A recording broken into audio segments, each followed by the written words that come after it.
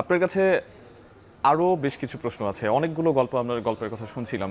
সেখানে যেমন আপনি স্ট্রাগল করেছেন, একই সঙ্গে সফলতাও পেয়েছেন এবং সেই যুদ্ধটা অনেকটাই একান্তই আপনার। এবং এখন আপনি বর্তমানে যেই পজিশনে আছেন, আপনি ঢাকা ইউনিভার্সিটিতে পড়াশোনা করছেন, সেখানে আরও বাংলাদেশের অনেক প্লেয়াররা পড়াশোনা করে। আপনার কাছে কি কোনো কিছু নিয়ে আসলে অপূর্ণতা মনে হয় যে হয়তো যোগ্যতা থাকা সত্ত্বেও আপনাদেরকে সেভাবে বাংলাদেশের ক্রীড়াঙ্গনে হাইলাইট করা হয় না? এটা নিয়ে কি কোনো অপূর্ণতা বা কোনো ধরনের আপনার কি অবজারভেশন? এটা আসলে শুধু আমার ক্ষেত্রে না, এটা সকল ইন্ডিভিজুয়াল প্লেয়ারের ক্ষেত্রে এটা একটা হতাশা আর কি। এটা আসলে আমরা যারা ইন্ডিভিজুয়াল গেম খেলি তারা আসলে আমরা অনেক পরিশ্রম করি, কিন্তু আমাদের আসলে মিডিয়া কভারেজ হয় না এবং মিডিয়ারা আসলে আমাদের নিউজ করতে চায় না। কারণ আমাদের আসলে করে কি হবে, ও তো পাবলিক ফিগার না। আর একটা কথা হলো যে আমরা আমাদের যখন আমার ক্লাসমেট আছে, আমার বন্ধু আছে, যেমন ফুটবলে মুসলিম আমার ফ্রেন্ড, আরও অনেক টপ লেভেলের খেলোয়াড় আমার ফ্রেন্ড আছে। তাহিদ হৃদয় আমাদের ঢাকা আমরা একসাথে সব ভর্তি হয়েছি আর কি। তো দেখবেন কি এরা যখন একটা মুসলিমদের বুঝাই, মুসলিম যদি একটা গোল করে, তাহিদ একটা 6 মারে, দেখবেন সারাদিন মিডিয়াতে ঢুকলে এদেরই 6 এদেরই গোল দেখাবে। বাট আমরা যখন কোনো একটা দেশ থেকে পদক নিয়ে আসি বা কোনো একটা দেশ থেকে, ওরা তো একটা দেশের সাথে যেতে, একটা নির্দিষ্ট ম্যাচের সাথে যেতে, কিন্তু আমরা তো একটা স্ট্রাগল করে একটা 14টা-15টা দেশকে হারায় একটা পদক নিয়ে আসি। তো এখানে আমার মনে হয় যে মিডিয়াতে আমাদের নিয়ে কভারেজটা করা, মানে আমাদের নিয়ে নিউজ করাটা বেশি ইম্পর্টেন্ট ছিল।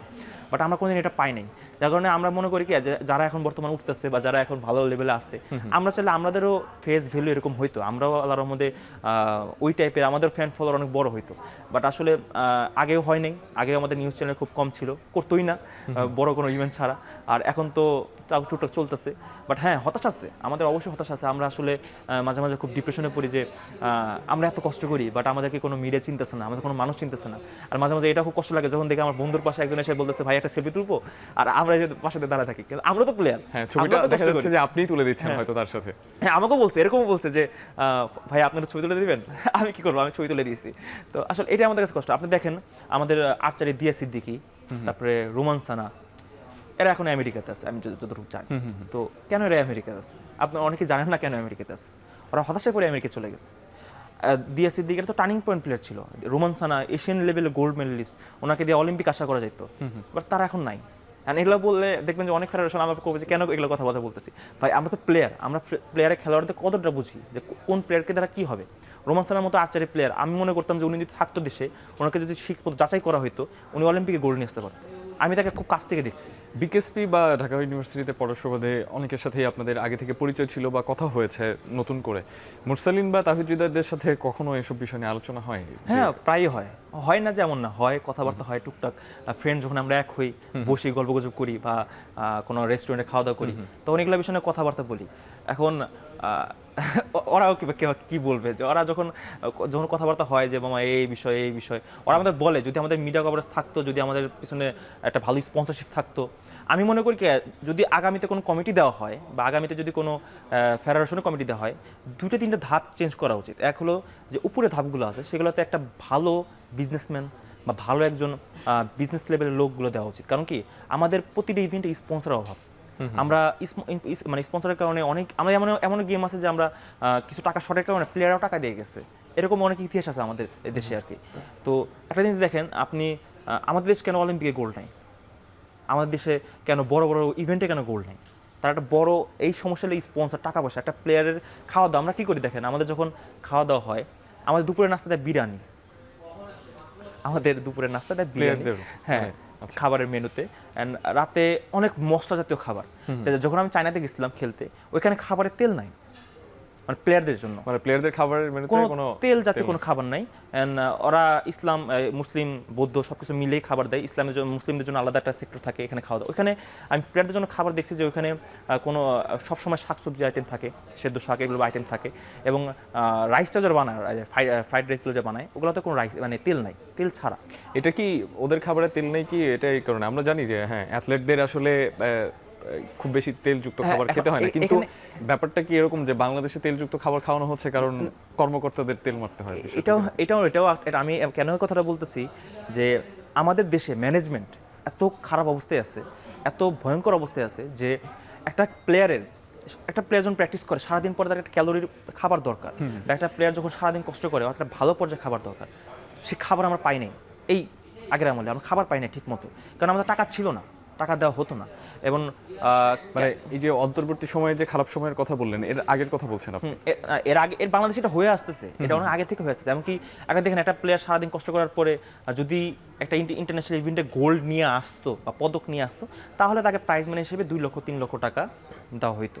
বাট আসলে একটা প্লেয়ার কি এই শুধু একটা 6 মাস কষ্ট করার পরে 2 লক্ষ 3 লক্ষ টাকার জন্যই কি খেলতে যায়? তা তো না। একটা রেকগনিশনের বিষয় একটা তো আছে, একটা প্লেয়ারের অবশ্যই একটা ভালো অ্যামাউন্ট দেওয়া উচিত, ও তো কষ্ট করে। আমি মনে করি যে ওই যে আর্চারি যারা প্লেয়ার আছে, রোমান সানা ভাই ডিএসসি আমার ক্লাসমেট, আমরা বিকেএসপিতে একসাথে পড়াশোনা করছি, এরা চলে যাওয়ার কারণ এটাই, এইগুলাই যে আসলে এত কষ্ট করার পর আমাদের কোনো নাম হচ্ছে না, আমাদের টাকা পয়সা দেওয়া হচ্ছে না, যা কোনো চলে গেছে। আমি যতটুকু পার্সোনালি আমি যতটুকু মিশছি তাদের সাথে, এগুলোই আমি জানি।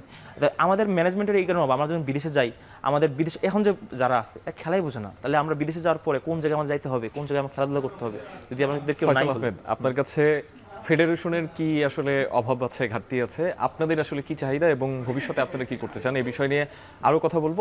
এই যে চ্যাম্পিয়নের গল্প বলি, আপনারা আরো অনেক আপনার বন্ধু বান্ধব আছে, যেমন তাহিদ হৃদয়ের কথা, মুরসালিনের কথা বলছিলেন, তাদের খেলা কি কখনো আসলে মাঠে গিয়ে দেখা হয়েছে কিনা, মানে অ্যাজ এ ফ্রেন্ড, যে ফ্রেন্ডের খেলা দেখতে যাচ্ছি মাঠে? হ্যাঁ হয়েছে, অনেকবারই হয়েছে। আমারও হকির রকি, আমিরুল, এরা সবাই আমরা একসাথেকার বিকেএসপির। অন দ্য আদার হ্যান্ড, তারা কি আসলে আপনার খেলা দেখতে এসেছে কখনো? আমার খেলা না, আমার খেলা ওরা দেখতে আসেনি। আমার বাংলাদেশে যেগুলো খেলা হয় ওগুলো খেলা আসলে যারা তাইকোন্ডো করে তারাই আসে, যারা তাইকোন্ডো বোঝে, গার্ডিয়ান টার্ডিয়ান। এবং তাইকোন্ডো বাংলাদেশে অনেক পপুলার একটা গেম আমি যত মনে করি, কারণ আপনি হয়তো বা নিউজ না হলেও আপনি যদি অঞ্চল ভিত্তিকে যান তাহলে দেখবেন যে তাইকোন্ডোতে অনেক মানুষ আছে। অ্যান্ড আমাদের গেমসে প্রায় দেখবেন যে দিন শেষে 400-300 মানুষ প্লেয়ার এমনি পার্টিসিপেট করে। তো এমন কোনো ইভেন্ট না যে ওরা আসবে, কারণ ওরা আসলে এখানে অবস্থাটা অন্যরকম হয়ে যেতে পারে। তো সেক্ষেত্রে ওরা আসে না, কিন্তু হ্যাঁ ওদের খেলা তো একটা প্রফেশনাল খেলা, মাঠে হয়, ওইভাবে আমি গেছি। কিন্তু আমি যতটুকু জানি 9 বছর পরে বাংলাদেশের, এর আগে যে যিনি তাইকোন্ডোর ওয়ার্ল্ড কাপ খেলেছিলেন, তার 9 বছর পরে আপনি প্রথম কোনো তাইকোন্ডো প্লেয়ার যিনি ওয়ার্ল্ড কাপে বাংলাদেশের প্রতিনিধিত্ব করেছেন। তো সেক্ষেত্রে কি আসলে আমরা, মানে আপনাদের এক্সপেকটেশনের জায়গা কি মানে ন্যূনতম থাকে না যে দর্শক মাঠে আসবে আপনাদের খেলা দেখবে, কিংবা আপনার ফ্রেন্ড যারা তারকা হয়েছেন তারাও খেলা দেখতে আসবে? আসলে আশা থাকে যদি আমাদের খেলা টিভিতে দেখানো হইতো, বাট আমাদের খেলা টিভিতে দেখানো হয় না। এখন কে জানবে যে কখন খেলা হচ্ছে, কখন কি হচ্ছে। আর একটা কথা হলো যে যদি আমাদের ইয়ের কথা বলি যে গেমটা অনেক ছোট গেমস, খুবই ছোট গেমস, তো এত পপুলার গেম বাংলাদেশে এখনো হয় নাই। যেরকম আপনি মুখে একটু আগে বলছেন কারাতে, এই কিন্তু তাইকোন্ডো কিন্তু আসে নাই। তাইকোন্ডো কিন্তু অলিম্পিক ইভেন্ট, কারাতে কিন্তু অলিম্পিক ইভেন্টে একবার গেছিল, আবার মনে হয় ক্যান্সেল হয়ে গেছে। বাট তাইকোন্ডো কিন্তু অলিম্পিক ইভেন্ট, কিন্তু বাংলাদেশ এরকম পপুলার না। তো সেক্ষেত্রে আসলে হ্যাঁ সবারই আশা থাকে যে আমার খেলা একজন দেখবে, চেয়ার আপ করবে, হ্যাঁ খেলো ফয়সাল, আমাদের ঘরোয়া খেলাগুলো বেশি হবে। এবং আপনি একটা জিনিস দেখেন, ক্রীড়ামন্ত্রী আমাদের যে ক্রিয়া ভাতা করছে, একটা প্লেয়ার যদি 4 মাসের মধ্যে গেমস যদি খেলতে না পারে, তাহলে 4 মাসের মধ্যে কিন্তু আবার ওই ক্রিয়া ভাতা ক্যান্সেল হয়ে যাবে।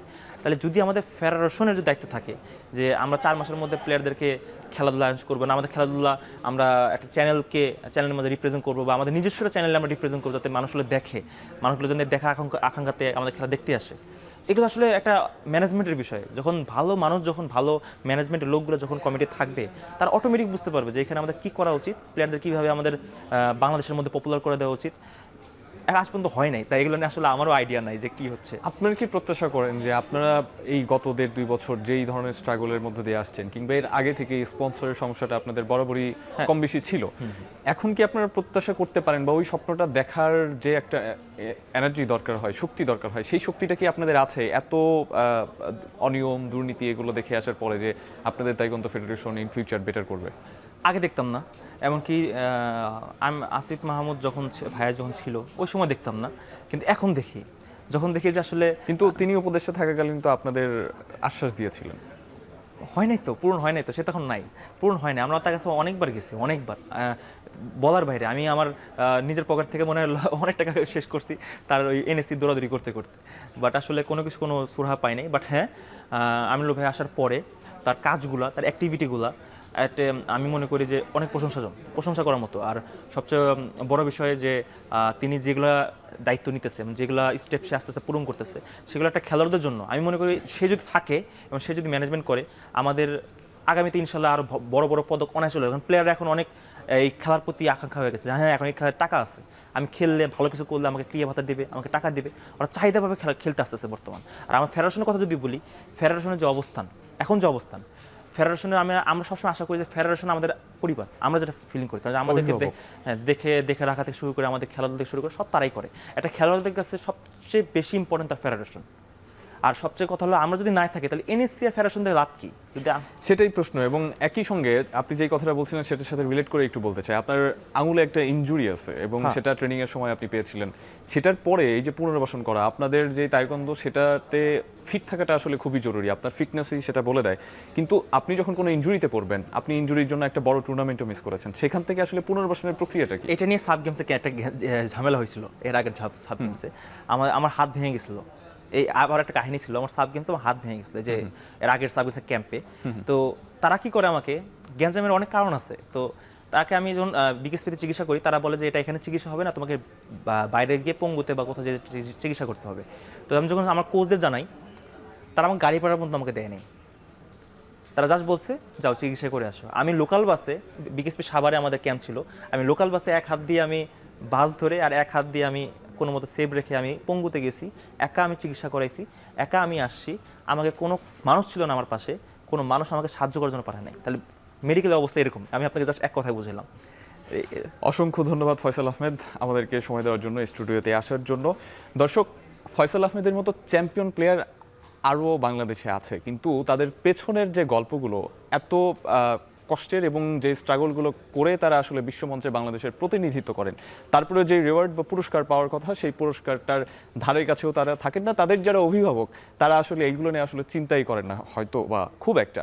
নতুন যিনি যুব ক্রীড়া প্রতিমন্ত্রী হয়েছেন আমিনুল হক, তার কাছে প্রত্যাশা থাকবে বাংলাদেশের প্রত্যেকটা ফেডারেশনে যারা যোগ্য, যারা বাংলাদেশের প্রতিনিধিত্ব করেন বিশ্বমঞ্চে, তাদের দিকে নজর দেওয়ার।